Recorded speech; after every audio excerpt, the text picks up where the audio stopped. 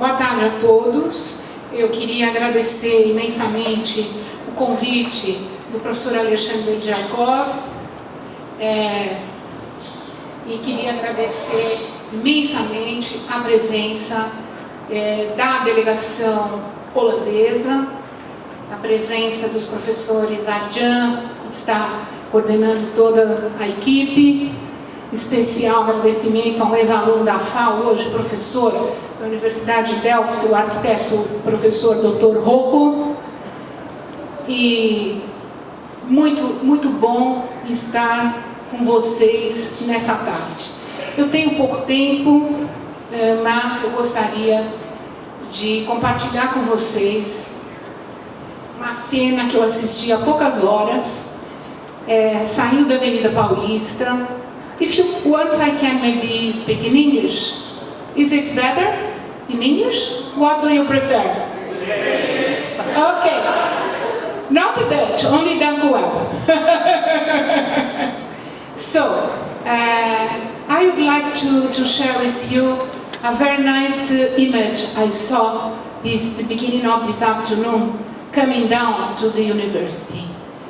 There was a bus stop and two old guys, one was an African Brazilian, maybe the other was white Brazilian, and they were looking at a screen of a cell phone.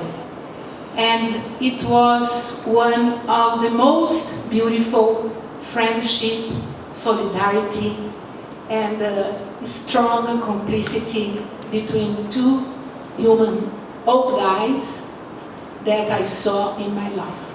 I was driving my car, and of course it was impossible for me to park in the middle of the street, in the middle of the road, and go there in the desk and participate at that so warm moment between these two guys.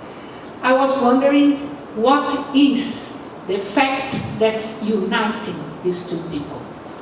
And it was very representative to see that kind and deep relation through sight, through image. And no answer for me, of course, but very representative of this moment that we are here together to discuss the hydro ring, the fluvial metropolis project that you are developing at the graduate course at University of São Paulo. So that's quite, this image is quite powerful because we are talking about challenges and limits of sustainability in a mega metropolis such as São Paulo.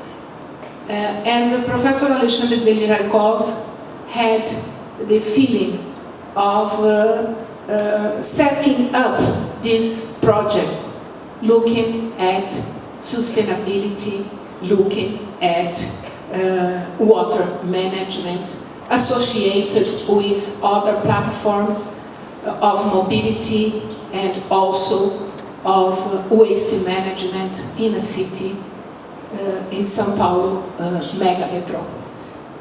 In industrial design, that is my area. I am a philosopher, but I work on design since 1978. In that area, there is a famous author, Professor Richard Buchanan, former Carnegie Mellon University in the United States, and he wrote about problems in design that are pressing and challenging problems that he calls wicked problems. A wicked problem is a social or cultural problem that is difficult or impossible to solve for incomplete knowledge. The number of people and opinions involved, the large economic burden, and the interconnected nature of these problems with other problems. So this is quite rough, the definition of wicked problem. The ideas associated with sustainability in 21st century fit very well this concept. And in the early part of the 21st century, sustainability is almost a fetish, a glamorous word everywhere, among scholars, professionals, in the market, and so on.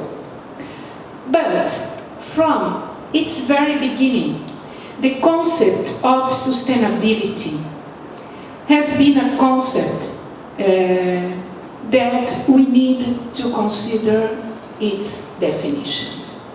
In the Brundtland report, as it was created,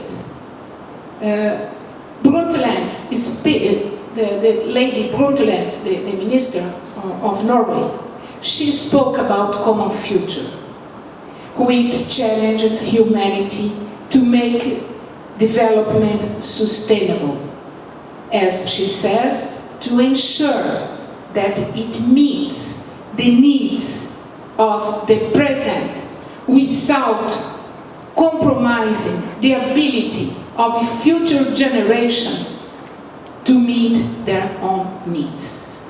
So these issues of two generations and the issue itself of need are extremely important for the understanding of management of hydro rig and other policies implicated in the management of a megacity such as São Paulo.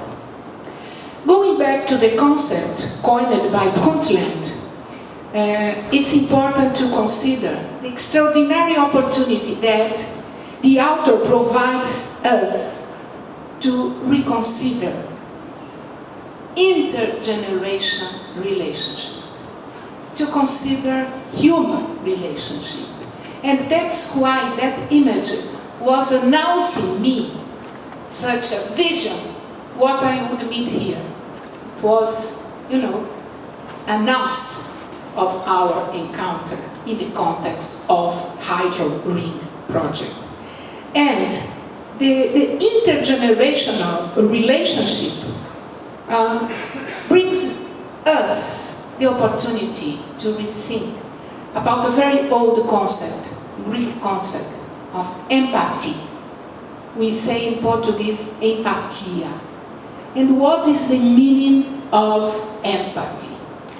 Empathy means acknowledge a horizon of a context that goes beyond of what we can see. Empathy comes from the Greek empatheia, into, and pathos, feeling, into feeling, a penetration, a kind of travel. It suggests that you enter another person's place and circumstance. I had empathy this afternoon because I immersed myself in that friendship so warm that I could recognize from my car window. Let's consider the possibility of empathy also in urban systems that are complex because of the multiple connections that link people to place. Context and form relations are infinite, and aspirations to assume a universal perspective are challenging. However, there have been recent calls for people who can assume an holistic view to look beyond disciplinary differences, to harvest and amalgamate knowledge from humanities, social science, technology, engineering, mathematics, and design. And this is the case of the project that you are working in this collaboration between USP and Delft University. To finalize, I want to stress that humanities and the city are also directly linked historically. Cicero, the philosopher, a Roman philosopher, created the word humanitas to talk about the people from Rome that reached its identity through the letters and Greek philosophy, becoming humanus, becoming human. The civic humanism is connected to the ability of acting in the city in the defense of own interests. And that is so important to humanize our cities. And the project of Water Ring is a very powerful image, Alexandre, because it brings us this togetherness, this unity that we need to recover in the management of our cities. When we can have together the national policy of solid waste, when we can have together the national policy of waste of water management, when we can have together the national policy of transportation, we are talking about uniting efforts to confront the challenges that our cities, especially São Paulo, is bringing us. And in this context, I think without empathy, without the dialogue between generations, it's impossible to face. That's why students, you, so young and pretty and full of energy, we care about your presence so much, because the dialogue, the intergenerational dialogue, will be built up together with you. Thank you all for coming, and hope to keep talking, and I'll stay here with you. Bye.